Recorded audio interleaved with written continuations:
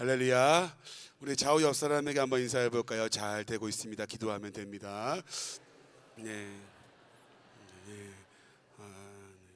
감사합니다. 네. 자, 저는 이렇게 설교할 때 질문하는 걸 되게 좋아합니다. 왜냐하면 같이 설교를 하고 싶은 마음이 있기 때문이죠. 1년 전 거 지났는데 지금도 적응을 못 하시는 분들이 많이 계신 것 같아요. 질문을 하면 눈을 피하시고 일단 질문 자체를 거부하시는 분들이 많이 계십니다. 제가 뚫어져라 한번 보고서 질문을 던져보겠습니다. 자, 여러분들 믿음이 무엇일까요? 믿음이란, 우리가 믿음 하고 있는데, 자, 믿음이란 무엇일까요? 네, 네, 맞아요. 그렇습니다. 물론이죠. 네, 여러분 그렇습니다. 여러분, 믿음이란 무엇이냐 했을 때 많은 기독교인들이 이것이 믿음이다, 저것이 믿음이다, 여러 이야기를 많이 합니다. 하나님께 맡기는 것이 믿음이다, 또 뭐 하나님을 섬기는 것이 믿음이다, 이런저런 이야기들을 많이 정의를 내리고 이야기를 합니다. 여러분, 맞습니다. 하나님께 맡기는 것, 또 하나님을 섬기는 것, 신뢰하는 것, 그분을 내 주인으로 모시는 것, 여러 가지 이 모든 말들이 맞는 말이고 또 우리 삶에 적용돼야 하는 믿음의 모습인 거죠. 그런데 여러분, 많은 믿음에 대한 말들과 정의들을 내리는데 한 가지 언급되지 않는 게 있어요. 뭐냐면 올바른 믿음이란 뭐냐라는 거죠. 그러면 올바른 믿음이란 뭐냐라는 겁니다. 자, 믿음도 있고 신앙이 좋아 보이는데 방향성이 잘못되었다면 그것은 믿음이라고 말할 수가 없겠죠. 여러분, 예를 들어서 많은 이단들이 있죠. 이 이단들은 우리가 볼 때에도 믿음이 되게 좋아 보입니다. 신앙이 굉장히 좋아 보여요. 그런데 그리고 이 사람들은 자신들에 대한 신앙에 대한 자부심이 굉장하고 교주에 대한 신뢰가 굉장합니다. 근데 이들을 향해서 우리가 믿음이 좋다고 말하지 않습니다. 올바른 믿음이라고 말하지 않죠. 방향성이 잘못되었기 때문이죠. 자, 그러면 오늘은 이 믿음에 대해서 함께 보면서 무엇이 올바른 믿음인가 한번 간단하게 한번 정리를 해보고 말씀을 나눠보고자 합니다. 여러분, 어떤 사람이 40일간 작정 기도를 했대요. 기도원에 가서 40일간. 여러분, 얼마나 빡세게 기도했겠냐고, 그죠? 40일간 기도하고서 정말 하나님의 그 뜨거운 은혜를 체험하고 뭐든 할 수 있겠다라는 그 마음이 막 들더랍니다. 이제 내려올 때, 이야, 그래, 이렇게 기도하고 내려왔어. 하나님이 함께 하셔. 그래, 이렇게 느끼고 돌아오는 길에, 내려오는 길에, 시골이기 때문에 개천이 있었어요. 개천이. 여러분, 천이 뭔지 아시죠? 개천? 그 정도는 알아요 하는 느낌, 뭐 지금 그런 분위기인데, 여러분, 개천이 있는데 다리가 놓여 있습니다. 조금 큰 개천인 거죠. 다리를 놓고서 건너야 되는 개천인데 갑자기 이런 마음이 들더래요. 내가 이 개천을 건널 수 있다라는, 어떤 다리로 건너는 게 아니라 물 위를 건너갔던 베드로와 같이 그런 마음이 강하게 막 들더래요. 확신이 막 드는 거야. 40일간 기도했고 난 지금 충만하고 그러니까 건널 수 있겠다라고 마음이 들더랍니다. 정말 뜨거운 마음 막 드는 거예요. 그리고 여러분, 자신 있게 그 개천에 물이 흐르는데 발을 한 발짝 딱 디뎠습니다.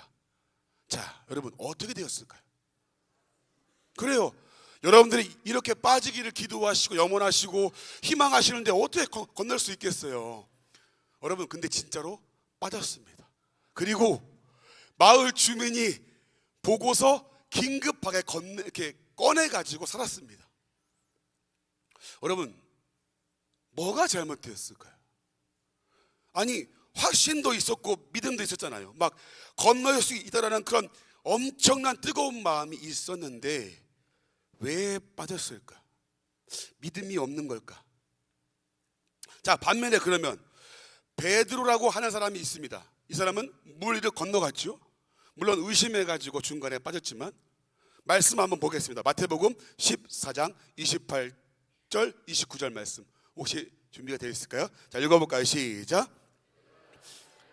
주여 만일 주님이시거든 나를 명하사 물 위로 오라 하소서 하니 오라 하시니 베드로가 배에서 내려 물 위로 걸어서 예수께로 가되.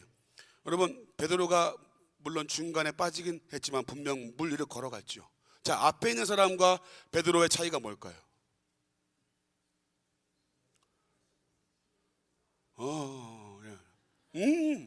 맞습니다. 여러분, 정확히 얘기하셨어요. 베드로는 오라 하시는 말씀을 믿고 간 거죠.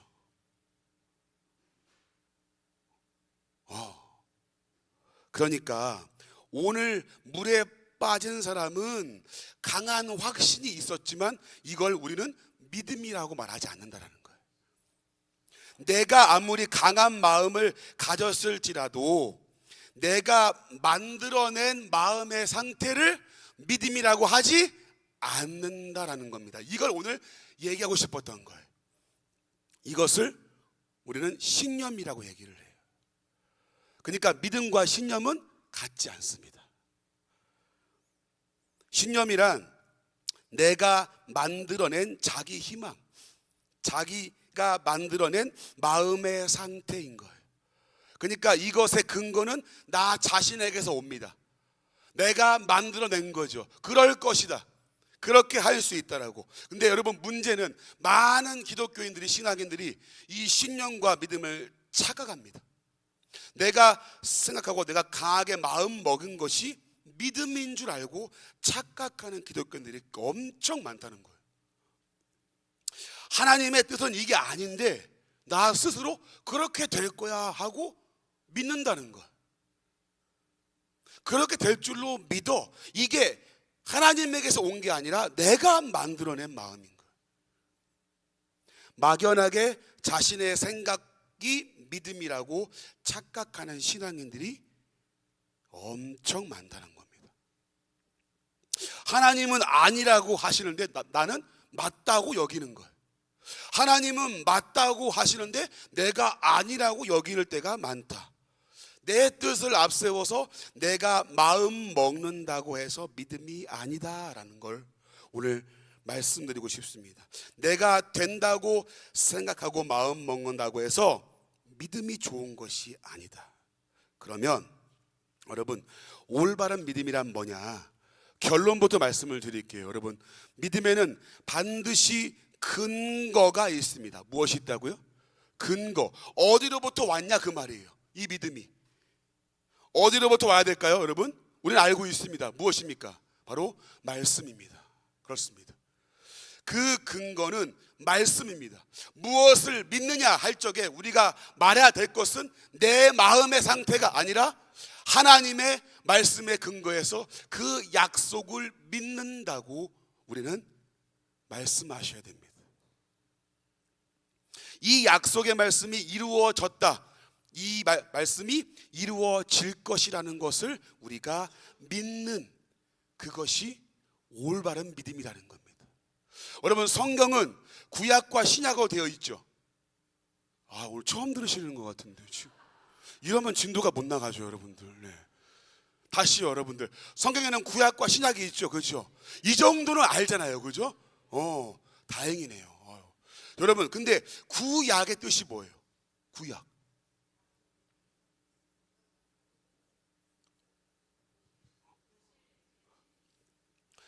아니, 구약의 뜻이 뭐냐고요?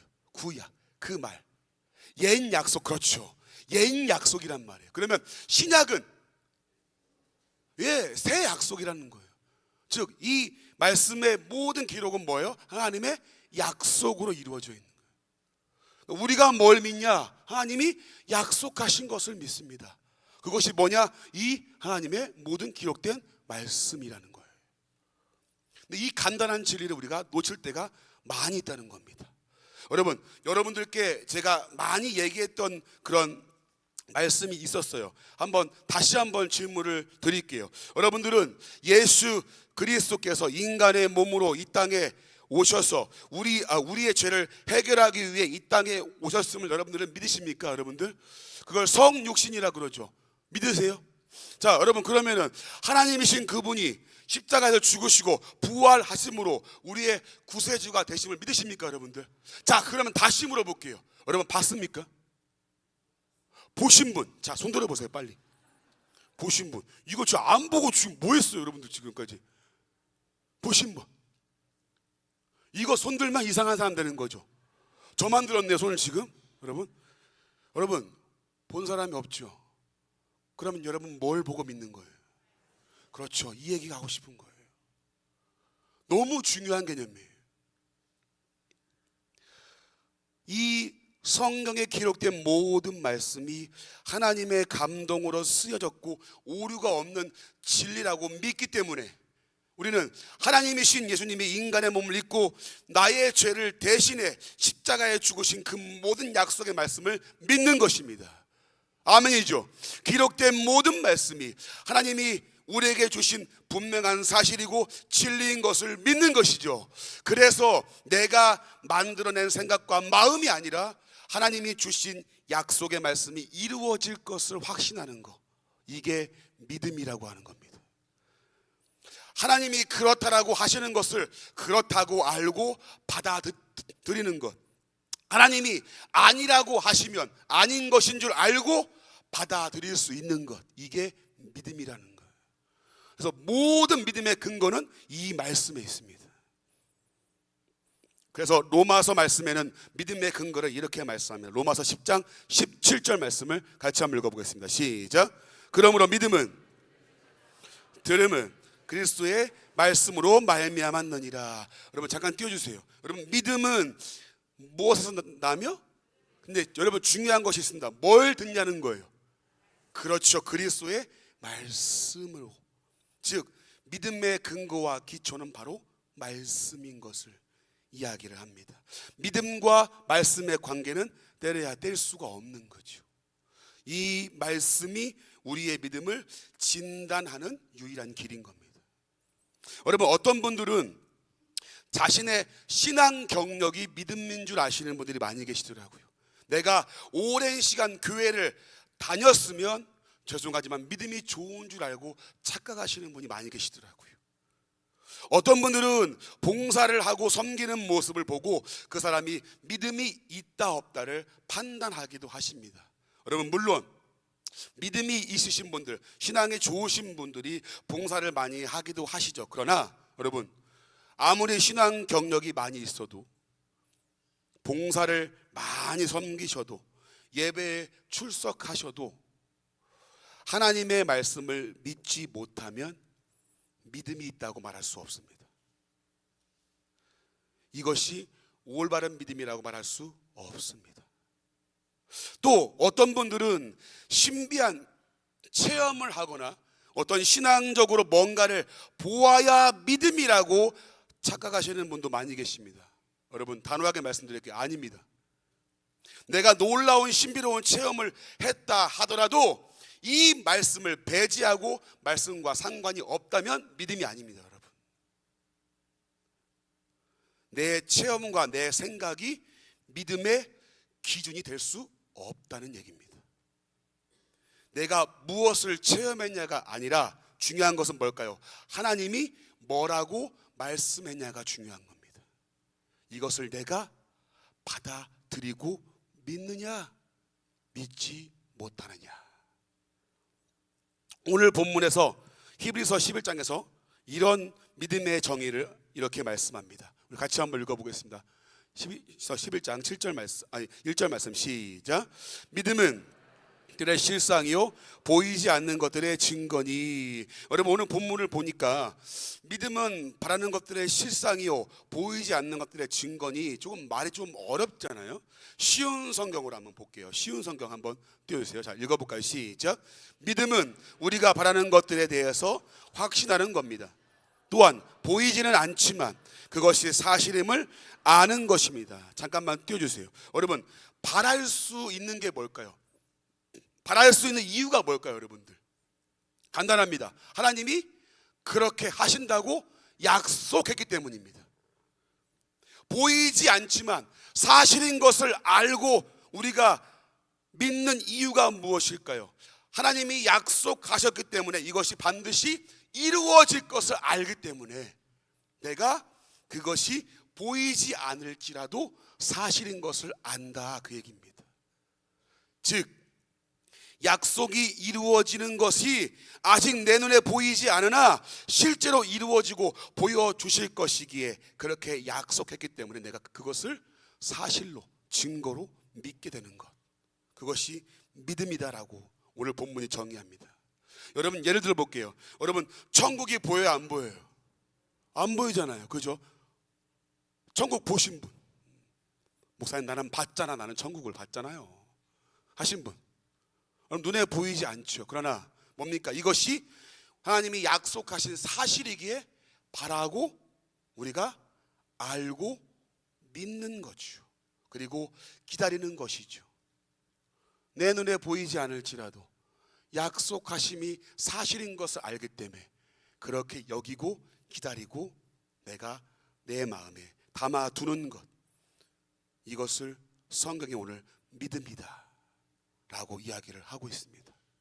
여러분 믿음의 많은 선배들이 이러한 믿음을 보여주었습니다. 여러분 노아를 알고 계시죠? 노아는 알고 계시죠? 목사님 신약이랑 구약도 모르는데 노아를 어떻게 알아요? 지금 그런 분위기인데 여러분 노아라고 있습니다. 방주를 만든 사람이죠. 여러분 이 노아에게 오늘 믿음장 11장에서는 이렇게 노아를 평가합니다. 자 7절 말씀 같이 한번 읽어볼게요. 시작. 아직 보이지 않는 일에 경고하심을 받아 경외함으로 방주를 준비하여 그 집을 구원하였으니 이로 말미암아 세상을 정죄하고 믿음을 따르는 의의 상속자가 되었느니라. 여러분 잘 보시면 저는 노아가 참 대단한 것 같습니다. 왜 그러냐면 여러분 하나님이 홍수가 있을 것을 말씀하셨고 심판을 말씀하시고 방주를 지으라고 했죠. 여러분 근데 중요한 사실을 우리는 잊고 있어요. 언제 비가 온다고 말씀하신 적이 없습니다. 여러분 이게 사람 미치는 거 아닌가요, 여러분들? 그죠? 언제 올지 몰라요. 비가 진짜 올지 모른다니까요. 언제 올지 모르고 홍수가 언제 온다고 말씀해 준 적이 없습니다. 방주를 지으라고 했어요. 심판이 있다고 했어. 근데 그때가 언제인지 모릅니다. 근데 여러분 노아가 묵묵히 이 말씀을 붙잡고 끝까지 방주를 짓죠. 여러분 저 같으면 미쳤을 것 같아요. 두드리면서 야 이게 맞냐? 이게 지금 뭐 하는 거냐 지금? 비가 온다는데 심판이 있다는데 이게 언제야? 모르겠어요. 근데 정확하게 무두셀라가 죽은 그 해에 노아가 600세가 되는 해에 정확히 홍수가 시작되고 온 세상이 물로 덮이죠. 말씀하신 그대로 이루어집니다. 여러분 내가 뭔가를 이루어내고 드러내는 게 믿음의 사람이 아니라 하나의 말씀일지라도 이 말씀이 내게 주어졌다면 그 말씀을 가지고 믿음으로 살아내는 것, 이게 노아의 믿음이었고 삶이었습니다. 이 하나의 말씀을 끝까지 붙잡고 그는 이 말씀대로 살아갑니다. 여러분 저는 여호수아와 갈렙의 이야기를 좋아합니다. 여호수아와 갈렙의 이야기, 자 민수기 14장 8절부터 9절 말씀 같이 한번 읽어보겠습니다. 자 시작. 기뻐하시며 우리를 그 땅으로 인도하여 들이시고 그 땅을 우리에게 주시리라. 이는 과연 젖과 꿀이 흐르는 땅이니라. 다만 여호와를 거역하지는 말라. 또 그 땅 백성을 두려워하지 말라. 그들은 우리의 먹이라. 그들의 보호자는 그들에게서 떠났고 여호와는 우리와 함께 하시느니라. 그들을 두려워하지 말라 하나. 여러분 이게 지금 여호수아와 갈렙의 고백입니다. 이스라엘 백성들이 가나안 땅에 정탐하고 돌아와서 한다는 소리가 이런 얘기를 합니다. 그들은 거인족이고 우리는 스스로 보기에 메뚜기와 같다. 분명 젖과 꿀이 흐르는 땅이나 싸워봤자 우린 게임이 안 돼 라고 이야기를 하죠. 그래서 온 백성이 옷을 찢고 하나님을 원망합니다. 우리를 여기서 죽게 하려고 이 땅에 지금 들여보냈냐. 지금 다 죽게 생겼다. 통곡을 하고 하나님을 원망합니다. 그때 두 사람 여호수아와 갈렙이 이 고백을 하죠. 야 무슨 말이냐? 하나님이 가게 하시면 가는 거지. 그들은 우리의 밥이라고 먹이라고. 돌아갈 수 있다. 자 여러분 이 말씀을 우리는 긍정적인 말이냐 부정적인 말이냐 이렇게 해석하시는데, 여러분 그게 아닙니다. 긍정의 말을 했다고 해서 믿음이라는 얘기가 아니에요. 여러분, 여호수아와 갈렙은 뭘 믿은 거죠? 약속하신 그 말씀을 믿은 거예요. 그러니까 이 얘기를 하는 겁니다. 하나님이 약속했기 때문에 들어갈 수 있다. 내 마음의 긍정의 마인드가 아니라 하나님이 그렇게 한다고 약속했지 않냐? 그럼 들어가는 거야. 그 얘기입니다. 여러분, 누구만 들어갔죠? 여호수아와 갈렙만 들어갔습니다. 약속하신 땅 가나안 땅에 여호수아와 갈렙만 들어갑니다. 무슨 차이죠? 약속을 믿느냐 믿지 않느냐의 차이였습니다. 오늘 보신 노아, 여호수아와 갈렙, 그리고 성경에 기록되어 있는 믿음의 조상이라고 불리는 아브라함도 그렇고요, 이삭도 그렇고 야곱도 그렇고 모세 등등등 성경이 말하고 있는 믿음의 사람들이 이와 같은 믿음을 가지고 있었다라는 겁니다. 이들은 철저하게 하나님의 말씀에 모든 인생을 걸었던 자들입니다. 그 말씀을 붙잡고 전생을 살아냈던 자들이 바로 이 사람들입니다. 그래서 이 사람들이 믿음이 있다고 평가받는 비결은 자신의 신념이 아니라 약속의 말씀을 믿는 믿음에서 시작되었음을, 그래서 하나님은 신념이 아니라 약속을 믿는 확실한 믿음을 가지기를 원하신다는 겁니다. 히브리서 11장 6절 말씀에 이런 말씀이 있습니다. 같이 한번 읽어보겠습니다. 시작. 믿음이 없이는 기쁘시게 못하나니 하나님께 나아가는 자는 반드시 그가 계신 것과 또한 그가 자기를 찾는 자들에게 상 주시는 이심을 믿어야 할지니라. 이런 믿음이 없이는 하나님을 기쁘시게 할 수 없다고 합니다. 여러분들, 2025년도에는 제1성도교회 성도님들이 이와 같이 하나님으로부터 주어진 모든 약속의 말씀을 믿는 믿음으로 하나님을 기쁘시게 하는 한 해가 되시기를 주님의 이름으로 간절히 축복합니다. 여러분, 찬송가 545장을 아십니까? 지금 찾아볼 필요 없어요. 여러분, 찾아보시지 마시고 가사 한번 띄워주세요. 여러분, 아실 겁니다. 가사 혹시 준비되었나요? 이 눈에 아무 증거 아니 배워도, 그 다음에요, 믿음만을 가지고서 늘 걸으며, 그 다음에 이 귀에 아무 소리, 그 다음에 중요합니다. 하나님의, 네, 여러분, 뭔가를 보고 뭔가를 듣지 않았을지라도 그게 우리의 믿음의 기준이 아니라 뭐라고요? 하나님의 약속 위에 선다. 하나님은 이걸 말씀하고 계십니다. 우리가 약속을 믿는 믿음이 있는가? 하나님의 말씀을 절대 진리로 믿는 믿음이 있는가? 올 한 해 한번 점검해 봤으면 좋겠어요. 믿음 있는 척하는 게 아니라 정말 나의 믿음이 어떠한가를 평가해 보고, 내가 이 말씀 한 절 한 절을 믿지 못하는 자가 되었구나 라는 그 상태를 점검하면서 올 한 해를 좀 이 믿음의 기초를 쌓아갔으면 좋겠습니다. 사랑하는 제2성도교회 성도님들, 하나님과의 관계에서 믿음은 절대적입니다. 오늘 말씀을 통해서 어떤 것이 믿음인지, 무엇을 믿는 것이 믿음인지, 또 믿음은 무엇에 근거를 두고 있는지 함께 보았습니다.